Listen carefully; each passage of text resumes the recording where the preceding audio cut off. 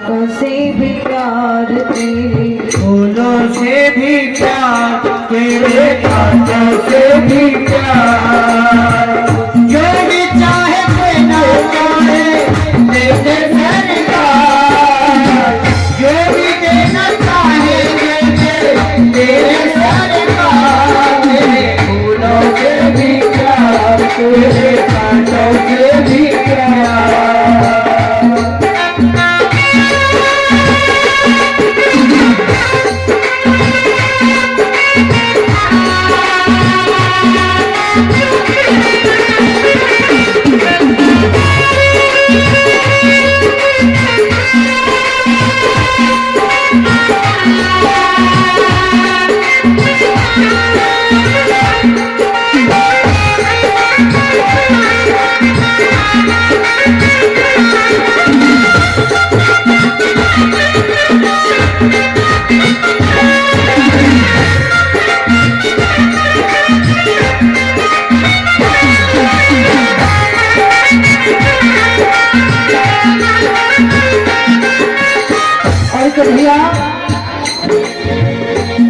चाहे सुख दे या दुख, चाहे खुशी दे या गम, चाहे सुख दे या दुख, चाहे खुशी दे या गम।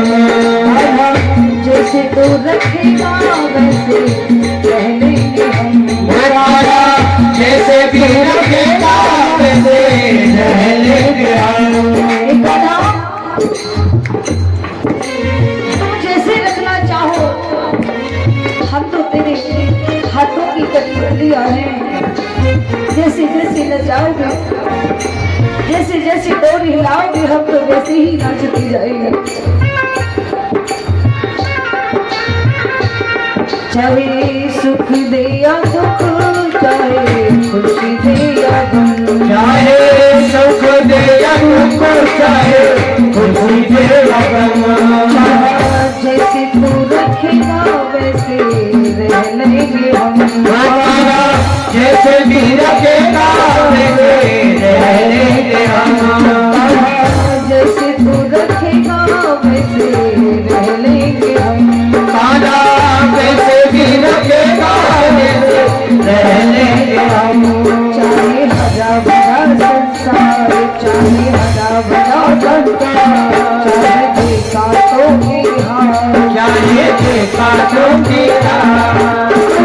जैसे देना चाहे दे दे मेरे सरकार, से भी प्यार, कांटों से भी प्यार।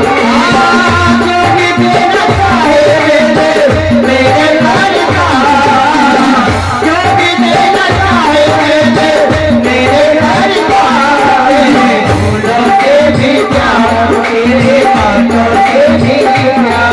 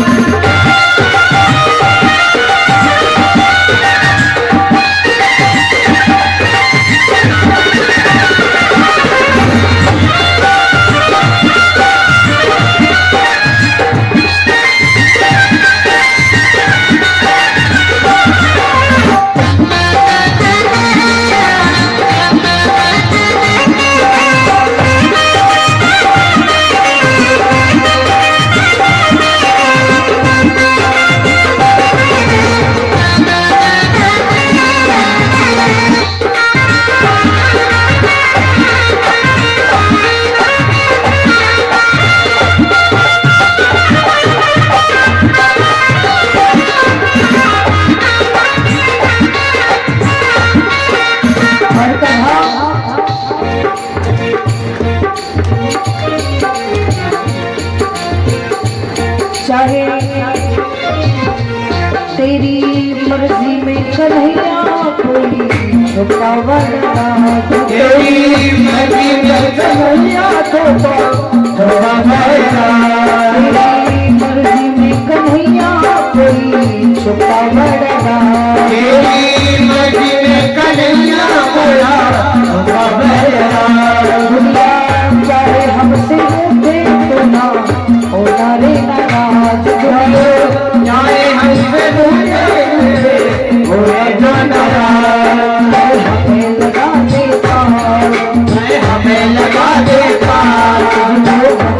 बारंबार तुमको चंदन बारंबार वंदन बारंबार तुमको चंदन बारंबार मुझे भी देना चाहे रे मेरे सरकार तेरे फूलों से भी प्यार तेरे कांटों से भी प्यार मुझे भी देना चाहे मेरे घर का जो भी देना चाहे मेरे घर का तेरे फूलों से भी प्यार तेरे कांटों से भी प्यार अरे भैया चाहे धूप दिया चाहे खुशी दे गम चाहे धूप चाहे छाँव हमको दोनों है पसंद तेरी धूप और छाँव हमको दोनों है पसंद तेरी धूप तेरी छाँव हमको दोनों है पसंद तेरी धूप और छाँव किसी भी दिशा में ले चल जीवन की राह दादा किसी भी दिशा में ले चल जिंदगी की राह किसी भी दिशा में ले चल जीवन की नाव दादा किसी भी दिशा में ले चल जिंदगी की राह हमें लगा दे पाँव चाहे हमें लगा दे पार चाहे छोड़ हमें बजना चाहे छोड़े हमें बजना तू जो भी देना चाहे मेरे सरकार फूलों से भी प्यार तेरे बातों से भी प्यार जो भी देना चाहे मेरे घर का जो भी देना चाहे मेरे घर का तेरे फूलों से भी प्यार तेरे बातों से भी प्यार तेरे फूलों से भी प्यार तेरे बातों से भी प्यार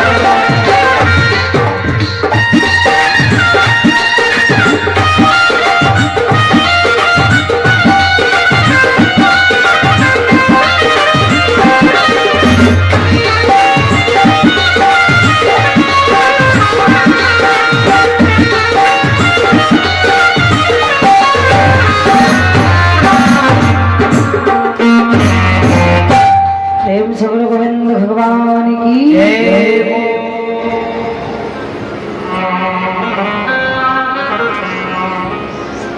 इस प्रकार माता कुंती भगवान से कहती है और ये सच्चाई भी है रामायण में भी ये बात आई है एक बार हनुमान जी से पूछा है हनुमान जी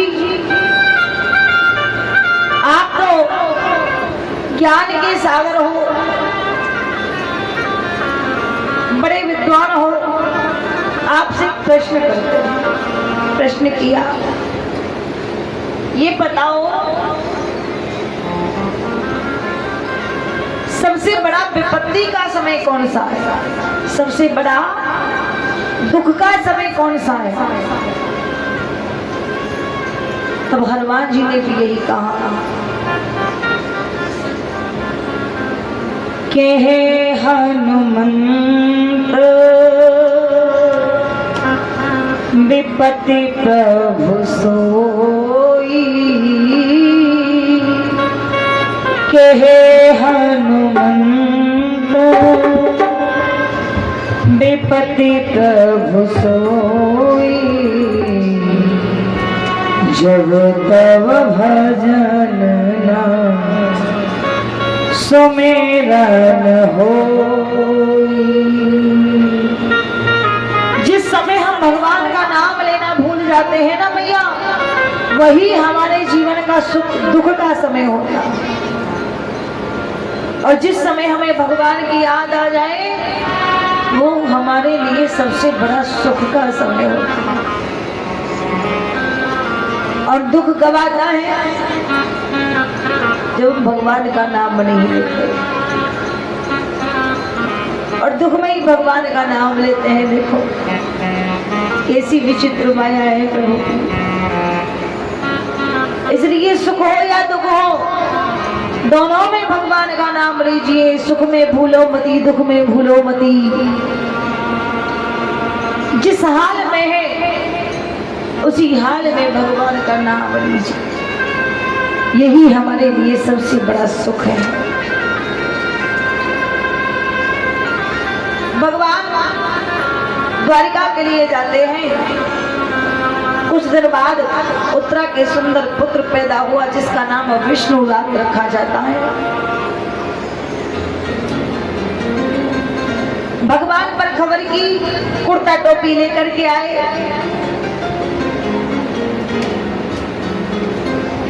इधर में विष्णु रात ने जन्म लेते ही आसन लगा करके पालती मान के बैठ गया।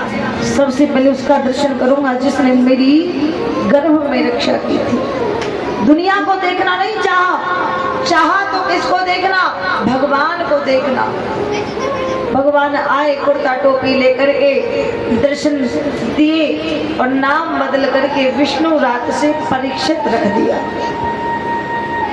परीक्षित कहते हैं जो सारी इच्छाओं से परे हो, जिसकी कोई और इच्छा नहीं, केवल और केवल परमात्मा को पाने की, परमात्मा को देखने की जिसकी इच्छा है, उसी को परीक्षित कहते हैं।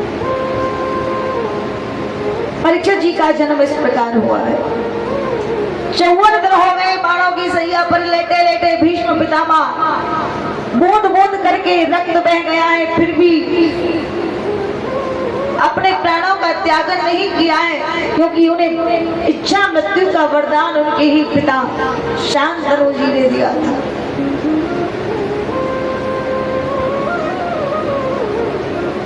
पंचभौतिक शरीर त्यागा नहीं, बूंद बूंद करके रक्त बह गया है। लाल साहेब भगवान आए, उनके सामने ही प्राणों को त्यागूंगा। उधर में भगवान कन्हैया ने विनती को स्वीकार किया। पांचों पांडव छठी द्रौपदी को लेकर के पहुंच गए भीष्म पितामह के पास में। बाबा कहकर प्रणाम किया है। भीष्म पितामह कहने लगे, आओ गोविंद, बड़ी कृपा की जो आप यहाँ पर आए। अब आप आ गए हो, आपका दर्शन हो गया तो मैं चैन से मर सकूंगा, चैन से अपने प्राणों को त्याग सकूंगा। भगवान बोले, इतनी भी क्या जल्दी है त्यागने की?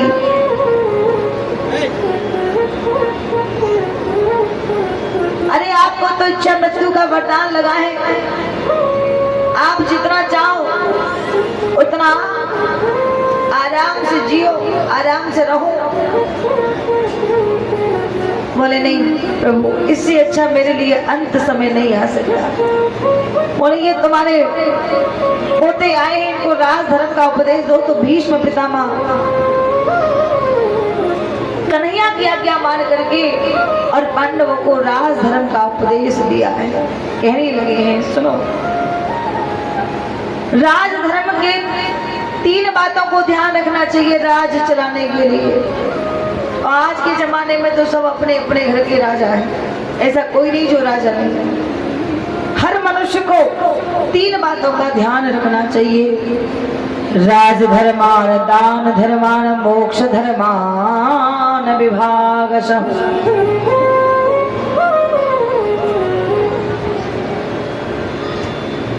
तन पवित्र सेवा किए, धन पवित्र कर दान, मन पवित्र हरि भजन सो होए त्रिवित्र कल्याण। 3 चीजों से मनुष्य का कल्याण होता है। कौन कौन सी क्रिया? पहली है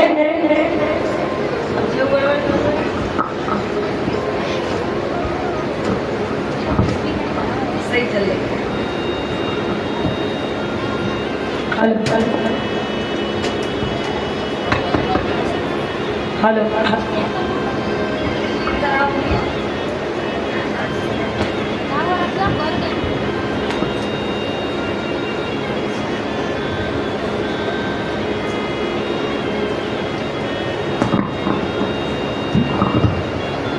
हेलो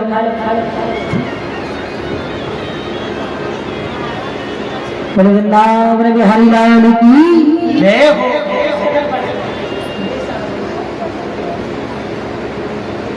अब तो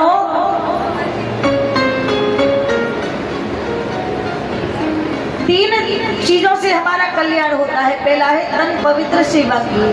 तन की शुद्धि करने के लिए ना तो महंगे महंगे शैम्पू चाहिए, ना महंगे महंगे सर्फ साबुन चाहिए। यदि तन को शुद्ध करना है ना मेरी माँ, तो सेवा करने से होगा। क्या करने से होगा? जोर से बोलो, क्या करने से होगा? मैया कहेंगी अरे तुमने कौन को नाम ले दिया।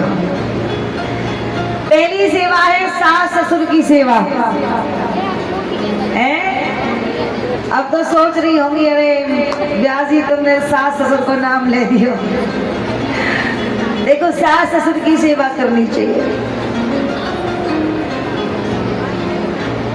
जिनके सास ससुर हैं उनको सास ससुर की सेवा करनी चाहिए। भैयाओं को, पुरुषों को अपने माता पिता की सेवा करनी चाहिए। बहनों को वक्त पड़े पर देखो घर की भी, माता पिता की भी सेवा करनी चाहिए। ऐसा नहीं जब तक कुंवारी है जब तक माता पिता की सेवा करो, उनका हर काम में हाथ बटाओ। उसके बाद में तुलसी सेवा है। हर रोज तुलसी जी को जल देना चाहिए, केवल रविवार और एकादशी का दिन छोड़ करके। हर रोज ठाकुर सेवा करनी चाहिए, हर रोज भगवान की सेवा करनी चाहिए, हर रोज गाय की सेवा करनी चाहिए, हर रोज गाय को रोटी देनी चाहिए। ये सेवाएं ऐसी हैं जिनको करने से हमारा तन शुद्ध होता है। धन पवित्र कर दान, धन की शुद्धि करने के लिए हमें दान करना चाहिए। बिना दान किए हमारे धन की 3 गति होती है। पहले होते हैं खाकी कोट वाले, बुरा मत मानना। लड़ाई किसी में हो रही, बीच विचारा करना चले गए, नाम लिखा दिया। अरे भैया हमारी तो लड़ाई भी ना हुई, हम तो बस केवल उन्हें बचाने गए थे, नाम हमारा भी लिख गया। अब पहुंच गए थाने, नाम काट दो जी, लाओ 2 लाख रुपए तब नाम कटेगा। 2-4 महीने की कमाई 5 मिनट में चली जाती है। अगर बात आ जाए थाने चौकी से ऊपर, एक होते काले कोट वाले, मानो सजा हो जाए, महाराज सजा से बचाओ, बोले बचा तो लेंगे, लाओ 5 लाख रुपए। एक होते हैं सफेद कोट वाले डॉक्टर साहब, जिनको एक रूप भगवान का भी मानते हैं। व्यक्ति चला जाता है, मशीनों में शव को रख लेते हैं, जब तक पेमेंट नहीं करोगे तब तक डेड बॉडी भी नहीं मिलेगी। ये कब होता है? जब हम दान नहीं करते, पुण्य के काम में अपने पैसे को नहीं लगाते। जैसे आपने पानी को देखा होगा, बरसात में कहीं भी पानी भर जाए, वो अपना रास्ता स्वयं ढूंढ लेता है। जिधर को ढराव आएगा उधर को ही चल पड़ेगा। उससे पहले यदि तुम रास्ता बना दो तो वो तुम्हारे बनाए रास्ते पर चलेगा, है कि नहीं?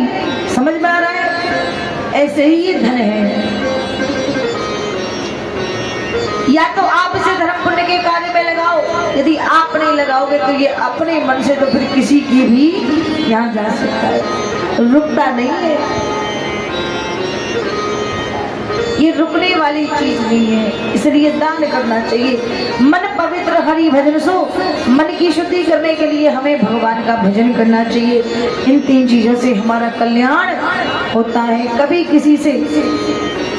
किसी का बुरा न करना चाहिए, न बुरा होते हुए देखना चाहिए।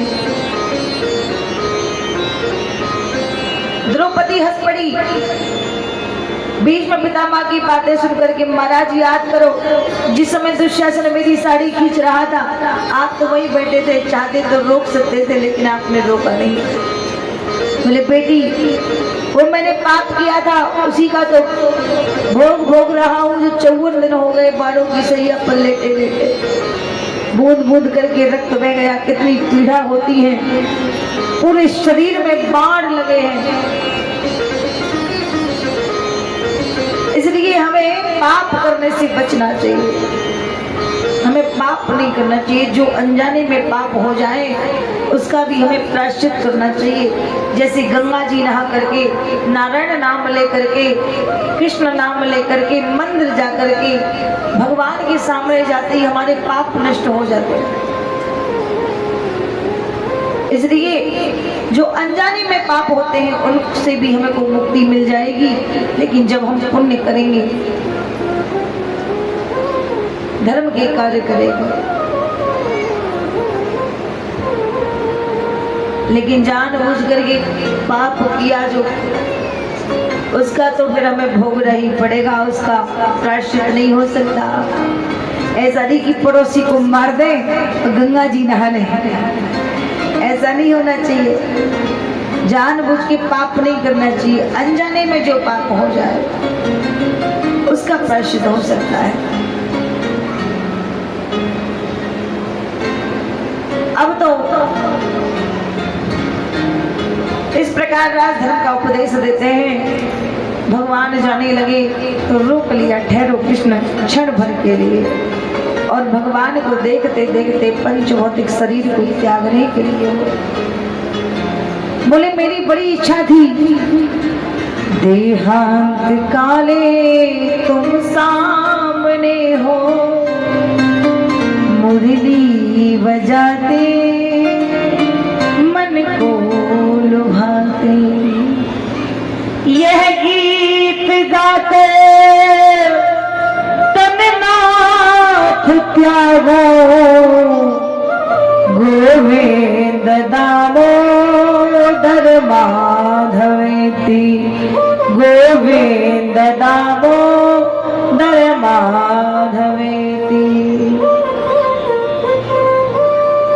कन्हैया, बड़े दिनों से मेरी इच्छा थी कि जब मैं संसार से जाऊं तो मेरे सामने आप खड़े हो। बड़े बड़े संत महात्मा हुए हैं, जब संसार से गए हैं तो उनके मुख पर भी भगवान का नाम नहीं आया है।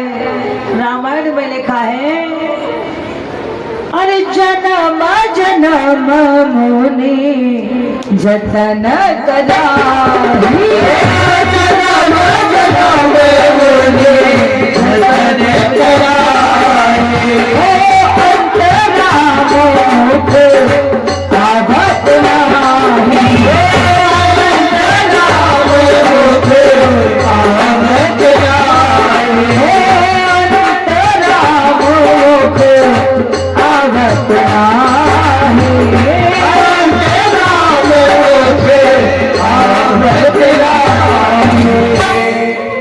जन्म जन्म मुनि जतन कराही, अंतराम मुख आवत नहीं। ऐसे ऐसे संत महात्मा हुए हैं दुनिया में, जिन्होंने जीवन पर्यंत भगवान का नाम लिया, संसार से गए तो उनके मुख पर भी भगवान का नाम नहीं आया है। इसलिए अभी से आदत डालो, आदत जाके पड़ जाए ना वो चीज जरूर आती है। अभी से आदत डालेंगे तो अंत समय पर भगवान का नाम जरूर मुख पर आएगा। और कहो भगवान से, प्रभु हम जैसी तेरी भक्ति करते हैं, टूटी फूटी जैसी सेवा करते हैं, इसके बदले में तू जो दे चाहे ना दे, पर इतनी कृपा कर दियो जब संसार से जावे तो हमारे मुख पे तेरो नाम आ जाए और हमें तो से कछु ना चाहिए। एक बड़ी सुंदर लाइन है, बड़ा सुंदर एक गीत है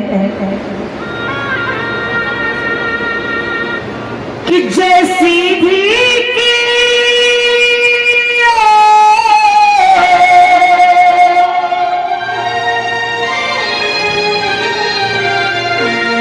जैसी भी की तेरी भक्ति और वो काम आ जाए। अब उठा के हाथ गाना और मुझसे पहले गाना, क्योंकि ये लाइन ही इतनी अच्छी है कि जैसी भी की तेरी भक्ति और वो काम आ जाए, और मेरे अंत समय पर जुबान पे तेरा नाम, बोलो मेरे अंत समय पे जवाब तेरा। पीछे वालों कुछ आप भी करके खा लो। अरे ज्यादा नहीं तो एक बार दोनों हाथ देखो, बूढ़े बूढ़े ना उठावे हाथ, जवान जवान तो फिर भी उठा ले, बड़े बूढ़े हाथ ना उठावे, उन्हें डर लगे ऐसा न हो राम जी वही खींच ले। तो ऐसा ना करे, वो चिंता मत करो, जब तक ठाकुर जी नहीं चाहे तब तक कछु नहीं होए। आएगा दोनों हाथों की ताली बजा के कि जैसी भी तेरी भक्ति के काम आ जाए। उठाओ दोनों हाथ से ऊपर। ओ मेरे अंत समय पर जवाब तेरा नाम आ जाए। अंत समय पे जवाब तेरा नाम आ जाए। अंत समय पे जवाब तेरा नाम आ जाए। अंत समय पे जवाब तेरा नाम आ जाए। जैसी भी जैसी भी तेरी भक्ति से काम आ जाए। अंत समय पर जवाब तेरा नाम आ जाए। अंत समय पे जवाब तेरा नाम आ जाए। ताली बजा दो।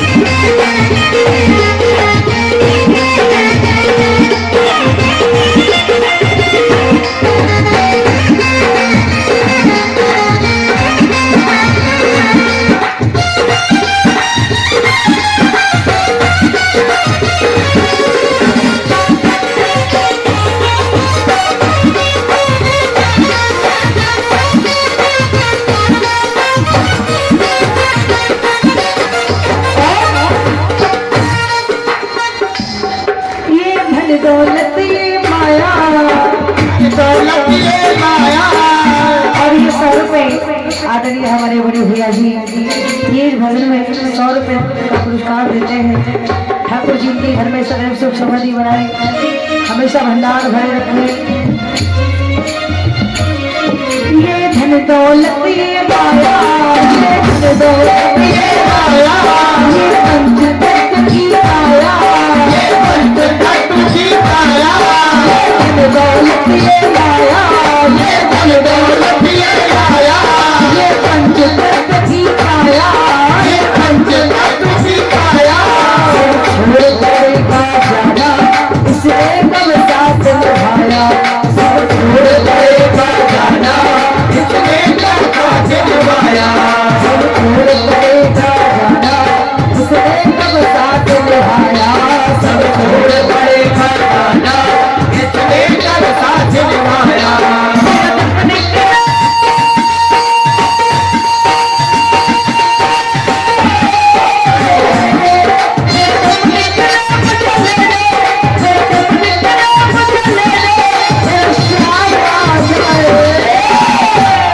मेरे अंत समय पर जवाब तेरा, मेरे अंत समय पे जवाब तेरा। हाँ मेरे अंत समय पर जवाब तेरा नाम आ जाए। मेरे अंत समय पे जवाब तेरा नाम आ जाए।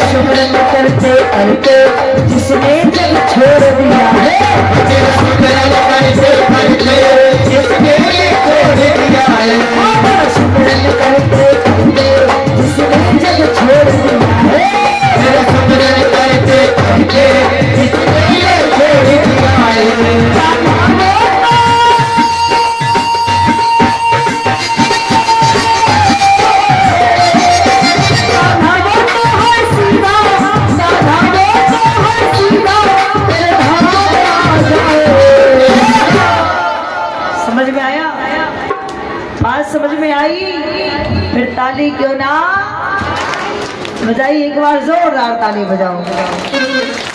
प्रेम से बोलो गोविंद भगवान की। तालियों से आपका फायदा है, आलस नहीं आएगा आपको, ताली बजाते रहोगे तो। अच्छा, कई फायदे हैं तालियों के, एक आध फायदा और बताओ। जैसे कि हमारे हाथों की लकीरें होती हैं, अगर इसमें कोई उल्टी सीधी यदि लकीर भी होगी तो वो भी ठीक हो जाएगी। अच्छा, एक और फायदा है, बता दो, बताओ। मानो कोई मक्खी या मच्छर उड़ता उड़ता आए और वो मुंह में जा नहीं पाएगा, इसलिए ताली बजाना, जोर से बोलो, ताली बजाना जरूरी है। प्रेम से बोलो गोविंद भगवान की। तो मेरे अंत समय पर जो आपके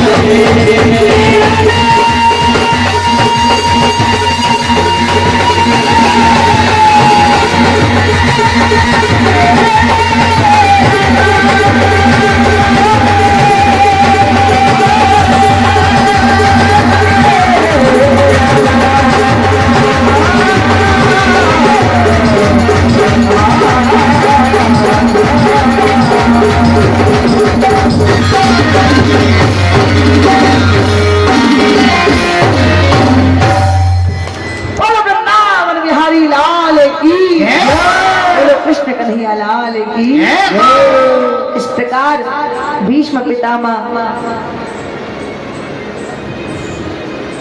अपने पंचभौतिक शरीर को त्याग देते हैं, भगवान का नाम लेते हुए, भगवान का स्मरण करते हुए और भगवान का दर्शन करते हुए। धीरे धीरे समय व्यतीत होता है, भगवान स्वधाम जाते हैं, पांचों पांडव चले जाते हैं। राजा परीक्षित राज सिंहासन पर बिठा करके एक दिन परीक्षित जी ने देखा, देखो तो सही मेरे पूर्वज मेरे लिए क्या क्या छोड़ कर गए हैं। सुंदर सोने का मुकुट रखा, सिर पे धारण किया, सुदूर प्रांत में भ्रमण करने के लिए राजा चले गए। बड़ा अद्भुत दृश्य देखा। एक बूढ़ा सा बैल है जिसके 3 पैर पहले से कटे हुए हैं, चौथे पैर को काटने के लिए काले काले शरीर वाला व्यक्ति हाथों में तलवार लिए खड़ा है।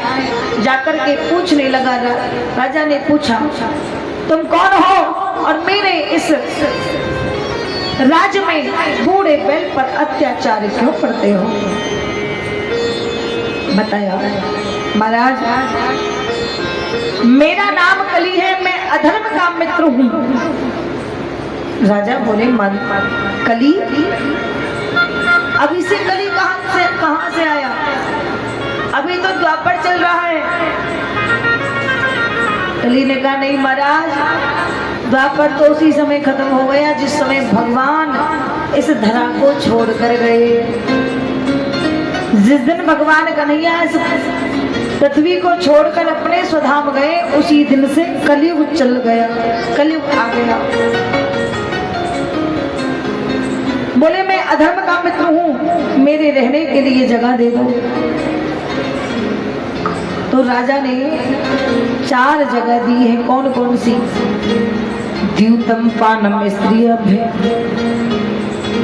जिस घर में जुआ खेला जाता हो, जिस घर में मदिरा पान की जाती हो, जिस घर में मांस भक्षण किया जाता हो, जिस घर में झूठ कपट और पराई स्त्री पर गंदी दृष्टि डाली जाती हो, उस घर में जाकर के तुम रह सकते हो। कली ने कहा, महाराज जगह तो 4 थी, चारों ही बेकार सी दे दी, कोई अच्छी सी जगह दे देते। राजा के मुख से निकल गया, धातु नाम अस्मकाचरम, जाओ आज से तुम्हारा सोने में वास होगा, जो छल कपट की कमाई का सोना होगा।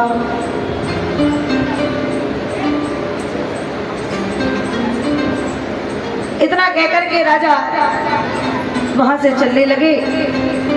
तभी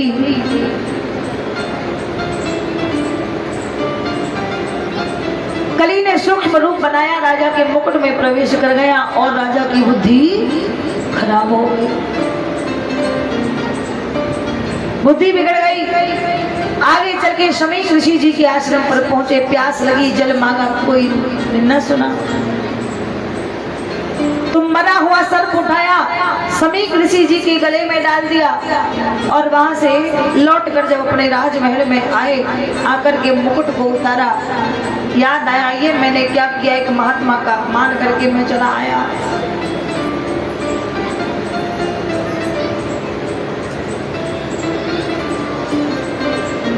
अब तो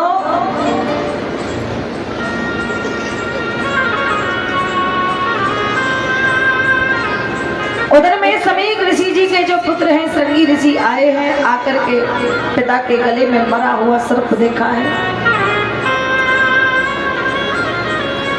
श्राप ने दिया, जिसने भी मेरे पिता के गले में ये मरा हुआ सर्प डाला है, यही सर्प 7 दिन बाद तक्षक बन करके उसी को डस लेगा। समीक ऋषि जी ने कहा, बेटा तुमने अच्छा नहीं किया, जिस राजा के राज्य में हम रहते हैं उसका एकाध अपराध को क्षमा कर देना चाहिए। वैसे भी राजा बहुत धर्मात्मा है, राजा का जहां जहां तक राज्य है कोई भी दीन दुखी नहीं रहता। मानो कोई गलती हो गई तो हमें क्षमा कर देना चाहिए, एक गलती तो भगवान भी क्षमा करते हैं। भगवान तो श्रृंगी ऋषि जी ने श्राप दे दिया। उधर में गौरमुख नाम के शिष्य को भेजा और कहा, जाओ राजा से कह करके आओ तुम्हें 7 दिन में मरने का श्राप लगा है। गौरमुख नाम पे जाकर शिष्य ने कहा, महाराज आपको 7 दिन में मरने का श्राप लगा है और गुरु जी ने कहा है कि आप अपने 7 दिन में मुक्ति की कोई युक्ति ढूंढ रहे। देखो राजा को क्रोध नहीं आया, बोले कम से कम मुझे पता तो चला कि मैं 7 दिन में मरने वाला हूँ। वैसे भी हर इंसान 7 ही दिन में मर जाता है, यही 7 दिनों में जन्म लेना, यही 7 दिनों में मरना सबका होना। समय किसी का निश्चित नहीं, कम से कम मेरा समय तो निश्चित है। उसी दिन से अपने पुत्र जन्मेजय को राज सिंहासन पर बिठाया और शुक्र ताल पर पहुंचे हैं, जहां पर सुखदेव जी बड़े बड़े संत महात्मा बैठे हुए हैं। सबसे जाकर के कहा है, महाराज मुझे कोई ऐसी बताओ। और ये 100 रुपये हमारे बड़े भैया ये भी व्यासपीठ का सम्मान करते हैं। ठाकुर जी के घर में सदैव सुख समृद्धि बनाए, हमेशा भंडार भरे रखे। प्रेम से बोलो गोविंद भगवान की। अब तो अपने पुत्र जन्मेजय को राज सिंहासन पर बिठाया है और स्वयं पहुंच गए शुक्रकाल पर। बड़े बड़े संत महात्मा बैठे हैं, जाकर से सबसे पूछते हैं, महाराज ये बताओ 7 दिन में मरने वाले को क्या करना चाहिए। सब कहते हैं 7 दिन में मरने वाले को, जल्दी मरने वाले को तो एक ही काम करना चाहिए। कौन सा? सांस सांस पर कृष्ण भजो, वृथा सांस नहीं खो, ना जाने या सांस को आमन हो न हो। पता नहीं ये सांस आने के बाद में अगला सांस आए या ना आए भैया, इसलिए जल्दी मरने वाले को तो हरदम भगवान का नाम लेते रहना चाहिए। बोले जल्दी मरने वाले को नहीं, 7 दिन में मरने वाले को क्या करना चाहिए। कोई इस बात का जवाब नहीं दे पाया। तभी सुखदेव जी आए हैं, 16 वर्ष की उम्र है, 4 अंगुल की कौपीन पहने हैं। आकर के राजा परीक्षित ने कहा, महाराज आप ही हो जो मेरे कष्ट का निवारण कर सकते हैं। मुझे 7 दिन में मरने का श्राप लगा है। सुंदर बट वृक्ष के नीचे व्यास मंच लगाया है। यहाँ से श्री सुखदेव जी राजा परीक्षित को कथा श्रवण करा रहे हैं।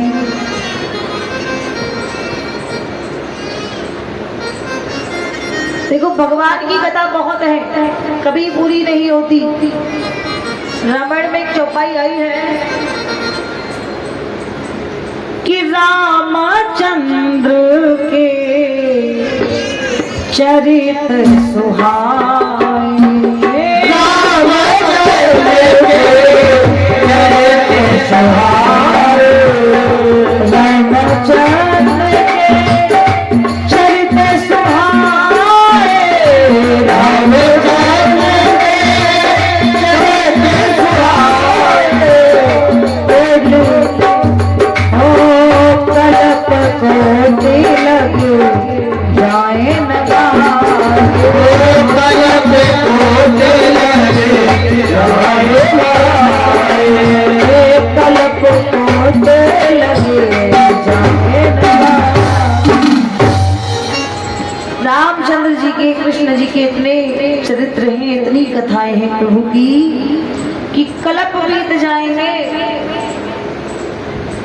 फिर भी कथाएं प्रभु की पूरी नहीं होंगी। कल्प कहते हैं 4 युगों को मिला करके एक कल्प बनता है, जो कि 26 कल्प तो बीत चुके हैं, 27वां कल्प ये चल रहा है। 27वें कल्प का कलयुग ये चल रहा है। अब तक 26 बार कलयुग निकल चुका है, ये 27वीं बार चल रहा है।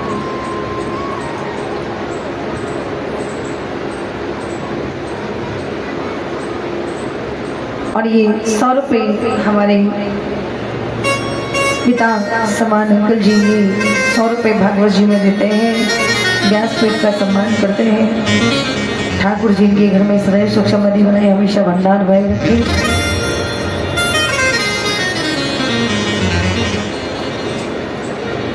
तो कई कल्प बीत जाएंगे फिर भी भगवान की कथा कभी पूरी नहीं होती। द्वितीय स्कंद प्रारंभ होता है, जिसमें राजा परीक्षित प्रश्न करते हैं, महाराज सबसे पहले दुनिया में कौन था? सृष्टि का निर्माण। देखो सृष्टि के निर्माण की कथा भी अलग अलग प्रकार से आई है। शिव पुराण में शंकर जी से सृष्टि का निर्माण है, ब्रह्म पुराण में ब्रह्मा जी से, देवी पुराण में माता शक्ति से, विष्णु पुराण में भगवान विष्णु से, लेकिन रामायण और भागवत इन दोनों में नारायण से आया। सबसे पहले दुनिया में कोई नहीं था, केवल एक नारायण थे। नार माने जल, अयन माने शयन करने वाला, जल में शयन करने वाले को नारायण कहते हैं। सोचा मैं एक से अनेक हो जाऊं, नाभि से कमल के फूल पर विराजमान ब्रह्मा जी को उत्पन्न किया है, जिनको चारों दिशाएं एक बार में नजर आती हैं। बार बार वो फूल के भीतर जाते हैं, बाहर आते हैं, कुछ भी दिखाई नहीं दिया। तब उन्हें 2 शब्द सुनाई दिए, ता और पा। उन्होंने तप किया है, तप किया, तब भगवान नारायण का प्राकट्य हुआ और समस्त सृष्टि का मालिक ब्रह्मा जी को बना दिया। जाओ हम तुम्हें 5 तत्व देते हैं, इन 5 तत्वों से जाकर के सुंदर सृष्टि का निर्माण कीजिए। कि छिपे जाल पावक गगन सबीरा, छिपे जाल पावक गगन सबीरा, पंचर चित अधम शरीरा, अधम शरीरा, पंचर चित अधम शरीरा। 5 तत्व प्रदान किए हैं।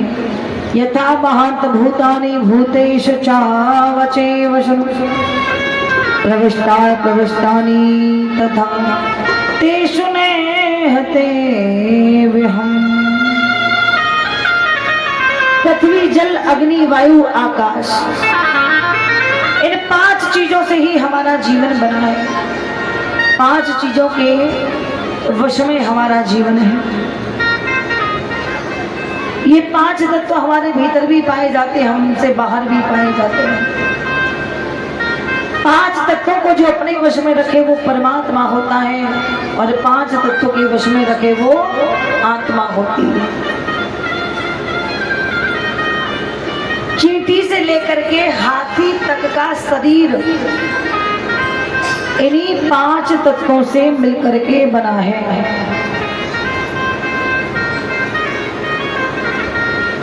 हम सब एक आत्मा है, ना तो हम शरीर हैं, ना हमारा कोई नाम है, ना हमारी कोई पहचान है, हमारा कुछ भी नहीं है। हम केवल एक आत्मा है, और आत्मा का मिलन केवल परमात्मा से होता है और किसी से नहीं। हमारा कर्म, हमारा धर्म, हमारा कर्तव्य एक ही है कि हम परमात्मा की प्राप्ति करें। हम सब भगवान के ही अंश हैं। जैसे सूर्य एक होता है, इसकी किरणें अनेक होती हैं, लेकिन कभी सूर्य से अलग नहीं हो सकती, अलग सूर्य नहीं बना सकती है। केवल वो किरण है जो प्रकाश देती है, सूर्य से ही निकलती है। ऐसे ही हम सब भगवान के अंश हैं, हम सब भगवान से ही निकले हुए हैं। हम केवल किरण के समान हैं। जैसे किरण का काम प्रकाश देना है, ऐसे ही हमारा काम धर्म पुण्य करना है। प्रेम से बोलो गोविंद भगवान की।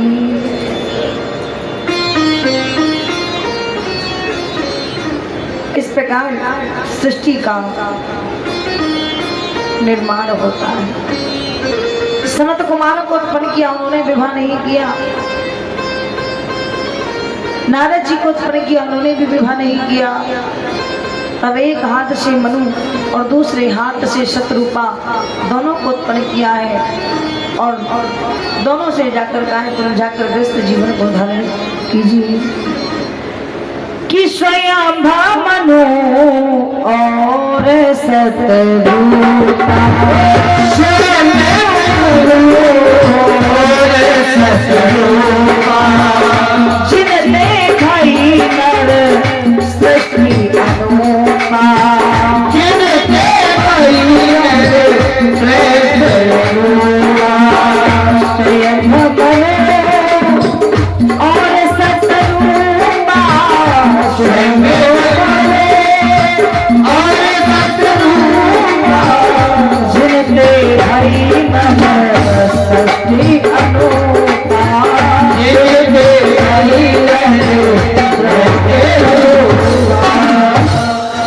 स्वयं मनु और सतरूपा, जिनते भई नर सृष्टि अनुपा।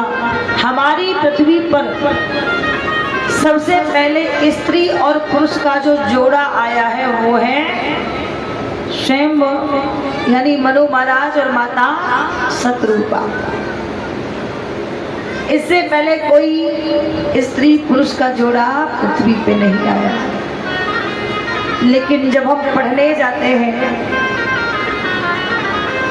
तो हमें इतिहास में पढ़ाया जाता है हमारे पूर्वज बानर थे, हम बानरों की औलाद हैं। लेकिन ऐसा नहीं है। हमारे शास्त्र कहते हैं जिनते भई नर सृष्टि अनुपा। हम संतान जो है हम नर और नारी की ही संतान है। हमारे पूर्वज